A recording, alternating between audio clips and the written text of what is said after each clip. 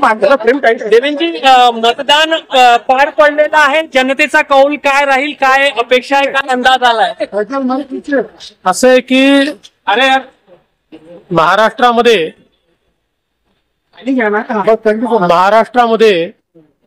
मतदान वाढलेलं आहे, टक्केवारी वाढलेली आहे.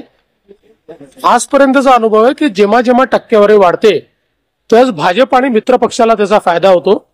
त्यामुळे आम्हाला अपेक्षा आहे की त्याचा निश्चितपणे फायदा आम्हाला मिळेल आणि महाराष्ट्रात आमचं सरकार तयार होईल अशी मला अपेक्षा आहे. अजून आले नाही तर असं दिसतं की महिलांची टक्केवारी जास्त वाढण्याची शक्यता आहे, असं प्राथमिक दृष्ट्या दिसतंय. कारण आम्ही पण आता बूथचे जे सर्टिफिकेट्स गोळा केलेले आहेत, तर मी जवळपास 25-30 मतदारसंघांमध्ये फोनवर बोललो, तर त्यांचे प्राथमिक फीडबॅक आहे की महिलांची टक्केवारी वाढली आहे. अपक्षांशी संपर्क साधला जात आहे असं करताय, भाजपकडून काही अपक्षांना सोबत घेताय? आम्ही अजून तरी कोणाशी संपर्क साधला नाही.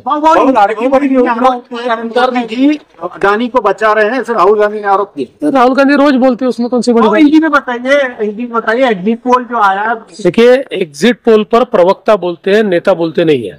लाडकी बहीण योजना जी आहे त्याच्यामुळे हे टक्केवारी वाढत आहे असं वाटतंय काही? आपला राजकीय अनुभवातून शक्यता आहे की लाडकी बहीण योजनेमुळे महिलांची टक्केवारी वाढली असण्याची शक्यता नाकारता येत. मुख्यमंत्री कुठली चर्चा नाही.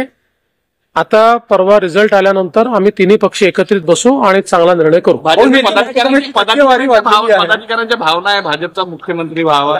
किती वाद तेच ते विचाराल. टक्केवारी वाढलेली याला तुमच्या दृष्टीने कुठल्या गोष्टी कारणीभूत झाला पाहिजे?